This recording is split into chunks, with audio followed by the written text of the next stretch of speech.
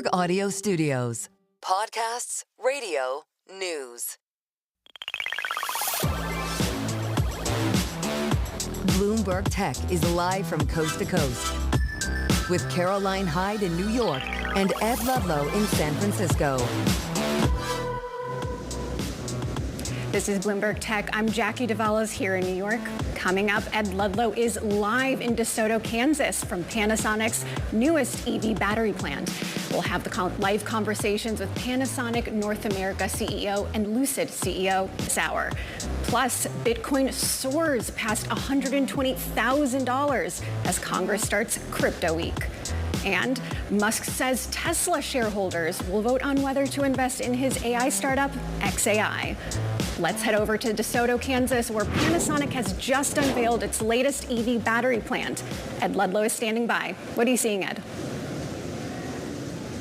Yeah, this is a 4.7 million square feet facility that at full capacity, 30 gigawatt hours, enough for 500,000 EVs per annum, all powered by these little guys, 2170 cells. And we're delighted to be joined by Panasonic Corporation of North America CEO Myungwon Lee, regular contributor to the show. Thank you. But this was the moment. You and I talked about it earlier in the year. Yes. What does it mean for Panasonic in America and American manufacturing of battery technology? So this is more than a 10-year vision. We wanted to do this and we wanted to go big in this market. So we had a commitment and we started in Reno, Nevada, and this is our factory that we're diversifying our EV strategy, and we're going to be full production this year. And it's really exciting. Today's a fun and exciting day, and this is a celebration. Full production this year? Yes. So cells are already coming off the line? Yes. Could you just explain the roadmap for the ramp? Because no facility is straightforward, but this is the size of 200 American football fields. How are you going to get to full capacity this year? So we started in November 2022, 2.5 years ago, and it was all flat field, and it was a massive land, and we started the construction, and we started the production and testing last week, and we're going to produce the batteries this year. And you probably saw the cars that we have in display, and Tesla, Lucid, and Hexagon truck. And we're really excited to work with different suppliers and partners and clients this year. We're going to discuss in detail those customers. They're really key to this. There were media reports Friday night that there would be a delay in reaching full capacity, and what the report stated was that was due to demand. Right. Are you able to comment on that report? And it sounds like they were misinformed if you are going to hit full capacity this year. I do think it was misinformed, and we're a Japanese company, and when we say, when we commit to something, we're fully committed, and we want to make sure that we support all the customers that we're committed. We're not feeling the slowdown yet, and we're very, very bullish on working with all those customers. When you say you're not feeling the slowdown, that means that you're seeing consistent orders from those key customers, or they're still committing to orders in advance? What do you mean by the definition of what you just said? So we have the operation in Reno, and that's going very healthy, and we're seeing the commitments coming in for this facility as well. So we're not feeling the slowdown yet. But yet again, I mean, you see this operation, this is a long-term commitment. So there may be some pushback or moving ahead, but we're committed for a long term, and we're not shying away from those from time to time challenges. Throughout the morning, there was a lot of discussion about Tesla because Tesla makes the best-selling EV model in the world. This specific facility, does Tesla dominate the proportion of output, or is it more evenly split across your different customers? So we're working with Tesla for sure, and we're working with Lucid and Hexagon and other clients. So it is to diversify our EV manufacturing in the United States. What do you mean by diversify? Move away from one sort of core customer? No, not really. We're expanding, right? So we're definitely working with Tesla, but we want to work with other established OEMs as well as startups. So it's part of our efforts to expand our strategy and manufacturing output as well. What signals has Tesla given you about its future orders, about the health of its business? Your guess is as good as mine, but we have a long-term relationship, longer than anyone else, and they're still a very important strategic partner for us, and I believe our partnership is very strong. Throughout the morning, there was a lot of discussion of how Kansas was the absolute best candidate. What were the biggest factors in choosing this site? Were they financial? Were they simply the ability to get things done? Lack of red tape? Why were you able to move so quickly? So we talked about the available workforce and the infrastructure. I mean, you saw the power lines built by the factory, and as well as the energy procurement that we can do. But more than anything, there was something very special about Kansas. All the officials were able to work with us, and you probably heard that Lieutenant Governor Toland making some of his speech in not only Japanese, but in Osaka dialect. And that level of insight and care and support really made a difference. And it doesn't matter what party they are, they're very committed to bring us here, but also make us feel home. So that kind of partnership, not just numbers and infrastructure, but emotional partnership made a difference, and we're so happy to celebrate today. What I was going to say on the numbers is there is a job creation story. Yes, so yes. 4,000 direct jobs. Yes. I think the number is 20,000 indirect jobs when you take into account supply chain, construction. Right. What have you had to do to kind of bring the other infrastructure you've needed to DeSoto, have everything you need around you? So what was great about planning it out, like I said, we started 2.5 years ago, and at that time we worked with local schools and community colleges to create curriculums. So when we start for manufacturing, they're there ready, already taking the courses and be available to take a job here. To guarantee you had the skill sets that you needed? Absolutely. So we created curriculum together, and it's been a really good partnership, and it helps us and it helps the community, and it's like wonderful win-win. The headline figure was that Panasonic put $4 billion into this DeSoto facility. But you were also, the reported number is eligible for almost $7 billion from the Inflation Reduction Act. How much of that materialized? We haven't started the manufacturing here, so we have not seen the incentives yet. They're set against milestones. Yes. So it comes with the production. So we're looking forward to it, and it's definitely a big part of our investment. Do you anticipate that you will get access to the full tranche of money? We certainly hope so. Things have changed. I mean, things have changed even since you and I spoke in January. There is some effort underway to reshape or undo the Inflation Reduction Act. It seems like the $7,500 credit, which goes to the consumer on the vehicle, will go. But the 45X manufacturer credit seems intact. How have you navigated that? Is that your read on the scenario as well? So we're still very hopeful that should remain, and I think it should remain. It's not only for us, but it's for creating jobs and manufacturing and bringing technology to U.S. So far it's very positive, and we're hopeful that it stays. It will be a big part of our long-term strategy. What's the supply chain story right now for DeSoto, Kansas? When you think about your raw material needs and everything that goes into the cell process, are there things that are still difficult? What are they? Or has bringing this facility online been smoother because of policy? We have been planning for the supply chain resilience, not just for this and recent tariff situation, but from COVID. During COVID, we really suffered from weak supply chain. I mean, I think all the industry did, and so did we. So we've been planning for supply chain resilience, and we are, I mean, just for our benefit too, to make sure that those supply chains stay local and within the North America. And our goal is to complete 50% of our supply chain by 2030 to be completely local. Are any of the conditions currently associated with that 45X manufacturer credit difficult when you think about foreign entity of concern or parts of the supply chain, which in the context of metals, like China is still a factor here? Yes. So we started partnering with China, and we are, for the supply chain resilience, we are trying to diversify and make sure the supply chain is more resilient to make sure that we can procure and process on site. So it's not really a new change for us necessarily. We've been trying to do that for a few years. Where are the bottlenecks right now, if any? I don't know. It's really the refining process to make sure that we can find a supplier who can make sure that quality is there, right? The refinement, the quality matters for our quality production. So that's where we pay most attention to make sure that the raw material is ready for quality EV batteries, right? It's good for everyone. For consumers, we want to make sure those EV batteries are tested and safe. I know this might seem far-fetched.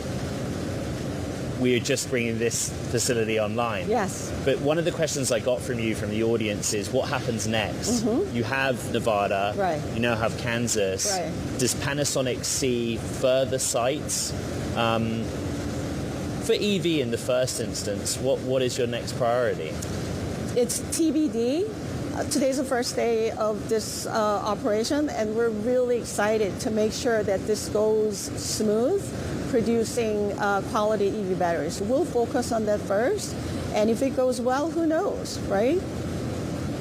Demand is still a question. Yes. What I find interesting is a lot of the customer base is pure play EV, mm-hmm. but the lesson we've learned in the last 18 months or so is hybrid is mm-hmm. still mm-hmm. a big part of the market. Right. Maybe in a way that surprised many. Right.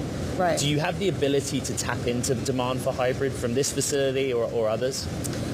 We don't know yet, but we're pleasantly surprised that EV sales still rose by like 11.4%. So that's a good sign. And like I said, this is a long-term play. So we're not going to be happy and sad with the small ups and downs. We're still bullish that EV market should grow and hybrid transition should be part of it. Have you done a sort of side-by-side analysis of the economics of a single cell? Bring mine back out. I have one single 2170 right. cell here. Right. So this will be manufactured in Kansas, yes. not subject to tariffs. You have the Nevada facility, right. but Panasonic Energy also has facilities all around the world. Yes. Is it just an instant fix that the cell on a unit basis is just a more attractive economic proposition if it's built here in Kansas for the American market versus shipping cells in from your overseas facilities? It makes a lot more economic sense to produce here, right? Bring raw materials here and produce here. And it also... And we're cutting in for some breaking news here. We have President Trump in the White House with the NATO Secretary General. Take a listen. That was President Trump with the NATO Secretary General announcing that he was, quote, unhappy with Russia and is threatening secondary tariffs of 100% on Russia if a deal with Ukraine is not reached. But first, let's get to some breaking news that crossed the wire. Mark Zuckerberg, Meta's CEO, took to Threads to say that the company will invest hundreds of billions of dollars in computing to build superintelligence. Shares rose off the news, and let's get right to that with our very own Kurt Wagner. Kurt, walk us through this latest investment and how it compares to the previous announcements the company has made. Yeah, so some of this is, as you point out, hundreds of billions of dollars. That's very eye-catching. I will say that is a number that Mark Zuckerberg has thrown around before. Historically, he said that this is, this drive for AI is going to be incredibly expensive. He's even admitted some companies, presumably his own, will overpay on AI in order not to fall behind. So hundreds of billions on infrastructure. But I think, Jackie, when you look at this, why it makes sense is you recall over these last couple of weeks, they've been spending very aggressively to hire AI talent for this superintelligence group. And I think this, commitment to the infrastructure side is meant to sort of go hand in hand with that. Okay, so we've hired the talent, we have the people in the building that we think can build this thing, and now we're putting the money behind the infrastructure to help support them. Kurt, this announcement has fresh resonance, especially as some of Meta's competitors are making their own moves to really bolster their AI ambitions. Talk to us a little bit about what xAI is hoping to do by tapping some of Tesla's coffers. Yeah, so XAI is become like this central hub of the Elon Inc. universe, right? We've talked about this historically on this show before, this idea that all of Elon Musk's various businesses sort of work together and help one another. And I think that's just become more and more prevalent, especially as XAI has grown. And so we learned, that SpaceX, for example, is now investing $2 billion into XAI. We've seen that Elon Musk plans to put a shareholder vote to Tesla shareholders asking if Tesla should invest in XAI. We obviously know XAI and Twitter already merged, or X already merged. So this notion that all of these different sort of businesses of Elon's are now contributing to the AI business, I think is super notable. And you can see there are some, to use the terrible cliche, synergies between these companies, right? The idea that Grok might be distributed through Tesla's is one example of that. But it does feel like Elon is saying, okay, I have these other businesses that are doing well financially. I'm going to take some of that cash and try to use that as jet fuel on my AI startup. Kurt, it really depends on the outcome of this shareholder vote. What is the case that Elon needs to make to shareholders about what it stands to benefit from this move? Yeah, well, I think if you're Elon, first of all, you have a ton of loyal shareholders already, people who want this thing to happen simply because Elon Musk wants it to happen, right? So you have a pretty strong base of people. But for those who are on the fence, I think what you would sit here and say is, look, this technology, this AI technology is going to be world-changing, transforming if it hasn't, already been the case with self-driving, for example, being maybe the core Tesla example. And so I think if you're Elon, you just say, look, you're putting in money now into a technology that's going to be worth 10, 100 times more down the line, but also you're going to get, all of this data, this infrastructure that I'm building at XAI, and it could potentially benefit Tesla as well. Again, as you improve self-driving, as you, take Grok, for example, put it into the cars. So if I'm him, I paint this as very much like a rosy marriage between the future technology and putting all of that into an automobile, which I think they're already doing. So I think it's easy for people to wrap their heads around, but it's something he's going to have to really hammer home for those who are skeptical. Kurt, we know that Bloomberg has reported that XAI is burning over $1 billion a month on its AI efforts. What do we know about how much the company is bringing in and how that compares to its competitors? Yeah, we don't know much about the revenue of XAI because at this point, they're not really, as far as I know, making much money outside of, Grok is, for example, available to subscribers on X. There's probably some kind of financial arrangement, or at least there was before the merger, where, each subscriber sort of pays for a little bit of Grok. But I do think this is going to be the key, right? You're spending a ton of money on here. Does this pay off into a real legitimate business moving forward? That's Bloomberg's Kurt Wagner. Thanks for joining us. Coming up, Lucid interim CEO Mark Winterhoff joins us from the Panasonic EV battery plant in Kansas. More next. This is Bloomberg Tech.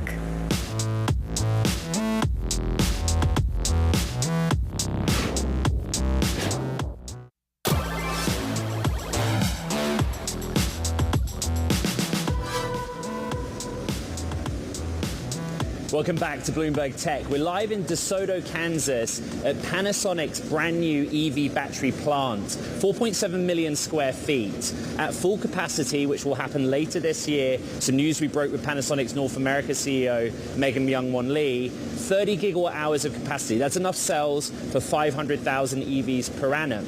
One of the key customers, Lucid, and Lucid CEO Mark Winterhoff, interim CEO Mark Winterhoff, is with us now. This is a significant moment for you as well because it's your first domestic supply of cells. Reflect on that. That is true. Yeah. So currently we're getting our battery supplies either from Japan or from Korea, depending on the supplier. And Panasonic is a great partner for us. We decided 2.5 years ago to make together this investment here and to localize the production, the cell production here to Kansas. It's not just volume supply. This is 2170, but my understanding is there was some co-engineering to make this as good as it can possibly be. Explain how that works. It's a great collaboration between our engineering departments and their engineering department. We bring in a lot of experience on what the cell is supposed to do in real life, and they make it happen with chemistry and with all of the parameters of the cell. So it was really great collaboration, and that we also then are able now to produce this here locally, obviously in the current climate helps us a lot. How do the economics of the DeSoto Canvas made 2170 stack? I know that you love charts and spreadsheets as much as I do, but you must have done that analysis. Oh yeah, absolutely. I mean, what's it like? I would say we wouldn't have done it if it wouldn't be economically feasible or beneficial. As I mentioned before, we made that decision not just recently. So tariffs were not on the radar screen at that time. We did that decision 2.5 years ago. And at that time, together with the 45X incentive, the tax credit, the economics make sense. I still have to say, and I hope that Panasonic hears that there's some room of improvement. But also right now, obviously, with the tariffs, this is a very good move for us. Because the same cell that would otherwise have come from Japan or Korea is subject to tariffs. It is. That's exactly a part of the equation. That is correct. And the other thing that we are currently working on together with Panasonic is obviously further localizing the supply chain for the cell. Because it doesn't do you a lot of good if you manufacture here, but you still import the raw material, which is then subject to tariffs. So we're already doing a lot of investments in that. You heard about our Graphite One investments, yes, on the graphite and other materials. So we're working with them on making that happen as well. Mark, I've covered Lucid for a number of years. This is the first time you and I have spoken, and I'm grateful for your time. Your predecessor, Peter Rawlinson, had a very simple argument. Yeah. Lucid had the best technology on the hardware side and software, battery management system. Yes. And even though your journey started in the premium segments, that you would scale to volume because you would just say, this performance and range in this pack, we can just scale it down and make a more affordable version. Have we hit that inflection point yet? Well, I mean, we're about to. Everybody knows by now that follows Lucid that, we are very, very strongly working on our mid-size platform. Right. Which is a, smaller platform, also from a price point perspective, more in the $50,000 range, and not where we are right now.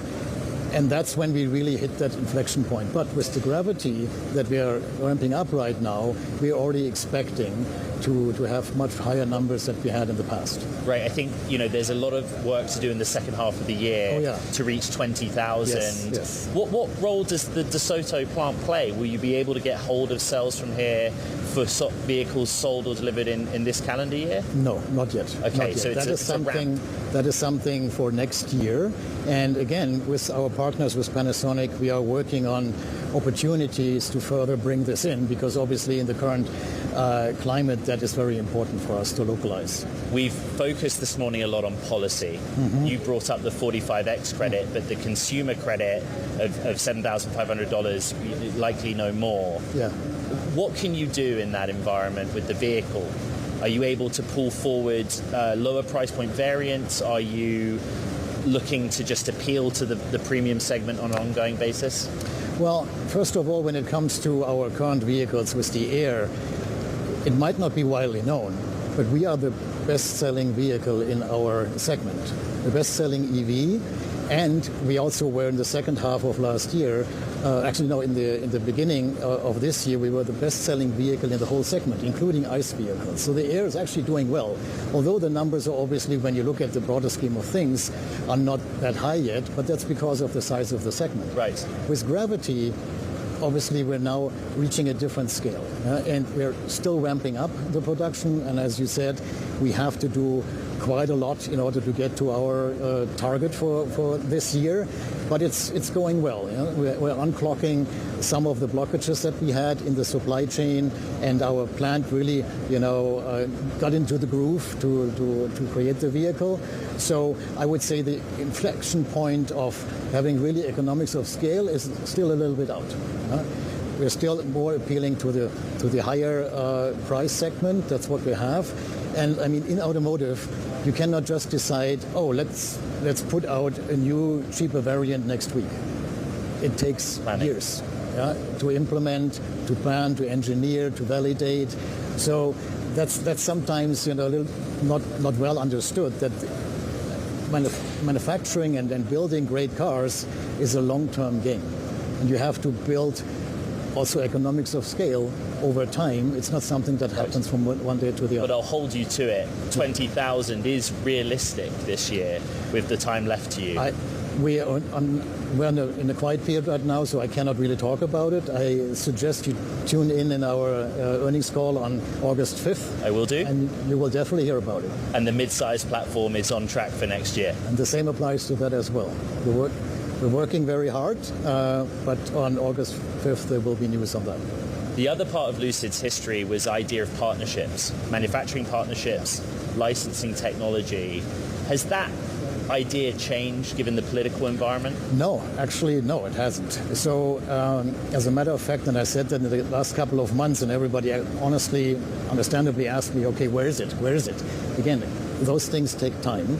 And particularly in the last couple of months with the uncertainty of the tariffs, I have to say, many of the people we had conversations with, they have other issues. You know, they have pressing things to solve right now. In the last quarter, we also on top of that had, the magnet shortage, which actually halted production for several players.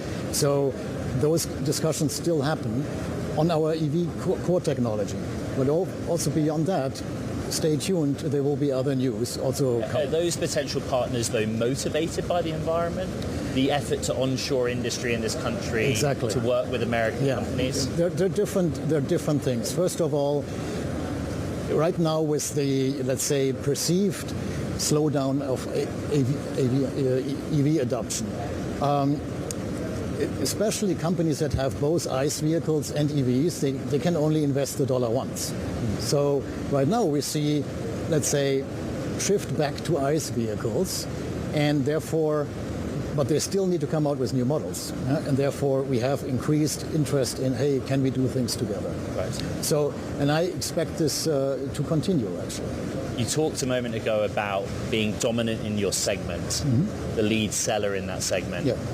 But everyone always asks me, if somebody's put off buying a Tesla vehicle, I drive a Tesla vehicle, a Model Y, but there are many out there that say, I don't want to buy a Tesla vehicle. Have you any data that says those buyers turn to Lucid in the pure play categories that you operate in? Yeah, absolutely. I mean, as I just said, we're now the best-selling vehicle in the United States in our segment. That includes the Model S, our segment. I mean, I don't compare right now the Gravity because we're still ramping up. We're in the phase of ramping up. I guess let's talk again by the end of this year where we stand on the Gravity. But the Air, yes, we see a lot of incoming. We always actually, by the way, had a lot of interest from Tesla buyers. That's not really new, but it has increased. Absolutely. This administration is fascinating in Lucid's context. Maybe the pro-EV policy is not there, but supporting US manufacturers is. You also have the relationship with Saudi Arabia, and the administration in the context of GPUs, for example, has been supportive in those trade deals. What has the experience been like leading this company under the Trump administration, and net, how do you think you've come out so far? Well, I mean, obviously things became more complicated. I mean, the tariff situation, I mean, there's no doubt it increases our cost. And it also creates a lot of additional headache, right, because you now have to completely rethink the supply chain. Are you continuing certain things, or are you localizing? Again, that's nothing that happens from one day to the other. We are doing okay when you compare to other players in the industry, also from the cost increases, particularly because we build everything right now in the United States. And we build all of the vehicles, our key components, they're all built here in the United States. Having said that, we are hit by obviously raw materials, or let's say tier 2 suppliers that we have to import, and we have to pay tariffs on that. So it's not that we are not impacted, but we're less so than others. So yeah, I mean, it's something we have to work with. And for us, it's also because we are a pure EV manufacturer. We believe in the future of electrical propulsion. We're not wavering. We're not saying, oh, let's do, I don't know, a range extender or something. Right. It's not going to happen with Lucid. This is part of our vision, that this is the future, and actually important to save our planet. So we will find a way through this. But also I have to say, for the American consumers, vehicles are going to be more expensive under the tariff regime. There's no other way around it.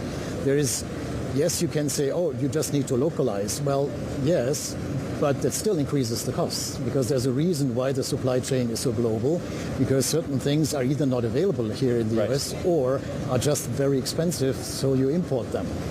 And if you change that, you still have higher costs here in the United States, which means manufacturers like us, or actually any manufacturer, has to increase prices. There's no other way, unless you want everybody to be non-profit organizations, which then would lead to no innovation, no technology leadership, and I think that's, in the current climate globally, it's the last thing we want. The cost of doing business in America. Mark Winteroff, Lucid's interim CEO, one of the core customers at this Panasonic DeSoto, Kansas plant that is due to hit full capacity this year. There's so much more to come here on Bloomberg Tech. Stay with us. This is Bloomberg Tech.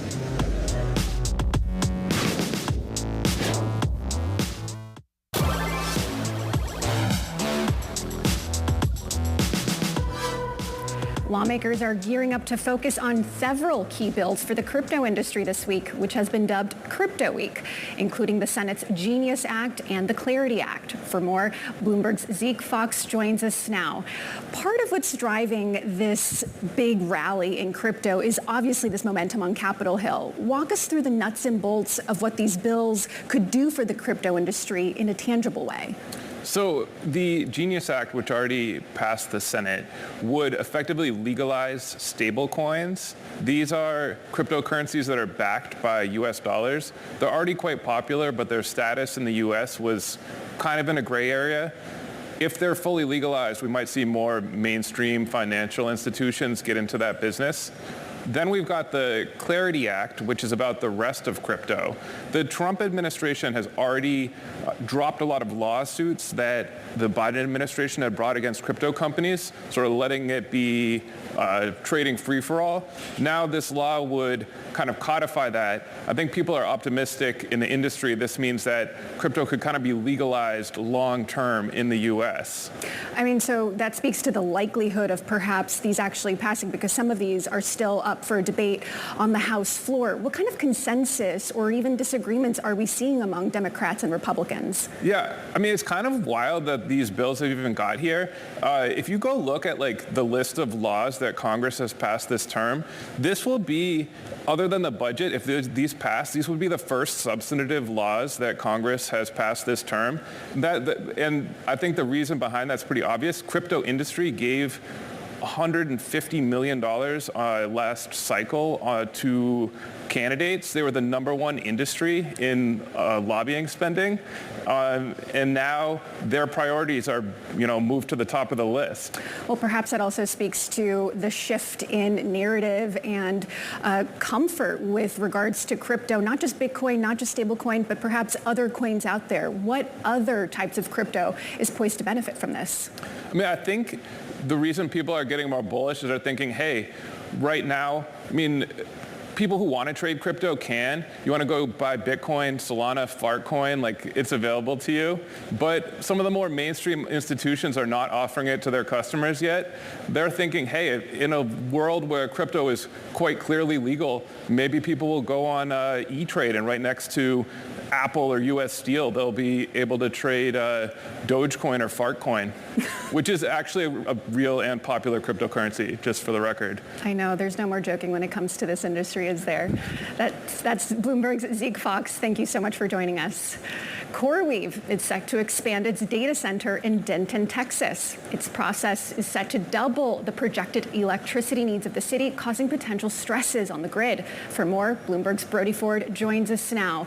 Brody, you went through a lot of documents, you got emails, documents, you spoke to officials. Talk to us about what you've gleaned about the scale that this poses on the grid and what officials plan to do about it.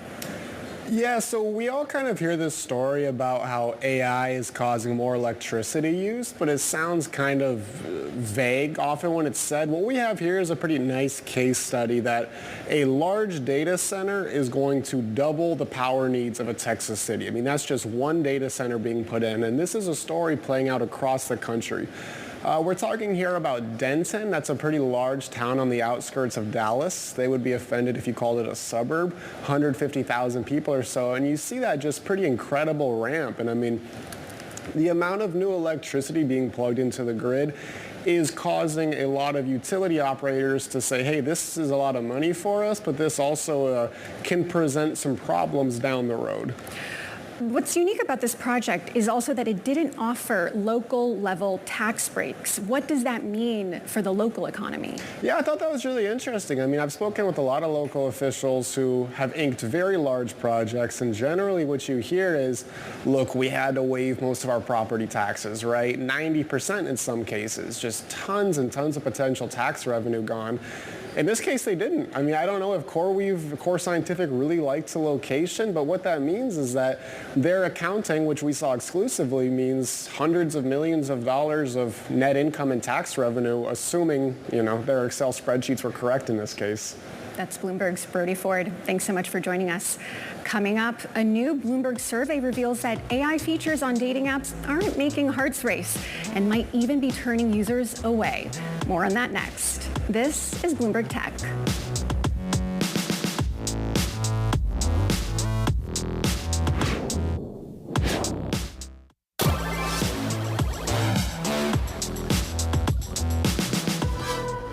Dating apps are introducing new AI features in an effort to drive growth. But there is a problem. The features aren't landing with Gen Z. That's according to a new Bloomberg Intelligence survey.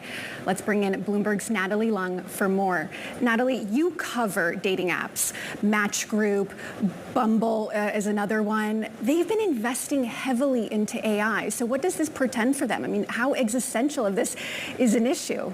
Yeah, so Gen Z is an increasingly important cohort for the companies as millennials age up, and Gen Z are becoming the new generation of daters, making up about half of Tinder's monthly active users. And so if Gen Zs are not dating as much as millennials, and they're reporting more discomfort than older generations with using AI tools like selecting photos or helping with prompts, companies really face a problem there if they're investing much into it and they're not getting as much in return. What have companies said in recent months about how they're adjusting to kind of these generational behaviors? I mean, do they rely a lot on Gen Z to participate in dating apps, or is it, still relatively concentrating amongst the older folks like millennials? Yeah, so they're trying to release new products to attract Gen Z. They recently announced a double dating feature where Gen Z can, date with friends, making a lower pressure experience for them. So they're trying different ways to get their subscription ups. It's been in decline for the past 8 quarters, and as they're experimenting with new features, they expect revenue to decline as well before returning to growth. Is there anything that we know about how long this kind of generational shift really will last? Is it a blip? Is it the kind of thing that might wear off after a while, or longer lasting? Mm-hmm. This is what the companies are hoping that, as they come up with new products, Gen Z will, be more interested in the apps again. And so we'll see. They did not expect growth to return until 2027, so they have some time to figure it out. That's Bloomberg's Natalie Lung. Thank you so much for joining us. And that does it for this edition of Bloomberg Tech. Don't forget to check out our podcast. You can find it on the terminal as well as online on Apple, Spotify, and iHeart. This is Bloomberg.